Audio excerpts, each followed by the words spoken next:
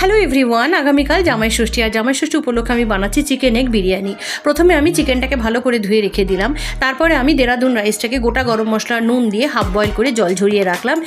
এবারে পেঁয়াজ আদা রসুনটাকে কেটে আদা রসুনের একটা পেস্ট করে নিলাম।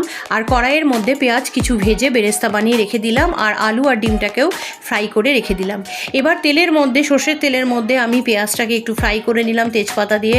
সেখানে জিঞ্জার গার্লিক পেস্ট আর সমস্ত মশলা যেমন হলুদ গুঁড়ো, লঙ্কা গুঁড়ো, ধনে গুঁড়ো, জিরে গুঁড়ো সব দিয়ে ভালো করে একটু টক দই দিয়ে আবার মিক্সড করে নিলাম। তারপর চিকেনটা দিয়ে আবার একটু ফ্রাই করে সেখানে আলু দিয়ে সামান্য পরিমাণ জল দিলাম। বয়েলিং যেই আসলো চিকেন কমপ্লিট। এবার আমি একটা বড় হাঁড়িতে ঘি আর চিকেনের ঝোলটা দিয়ে ম্যারিনেট করে দিলাম। তারপর সেখানে একে একে একটু ভাত দিয়ে চিকেন, এগ আর আলু দিলাম। তারপর সেখানে পেঁয়াজ বেরেস্তা, গোটা গরম মশলা, কেওড়ার জল, ঘি সব লেয়ার আফটার লেয়ার দিয়ে দমে রেখে দিলাম কিছুক্ষণ গ্যাসটা সিমে করে। Now my egg chicken biryani is ready. Bye by.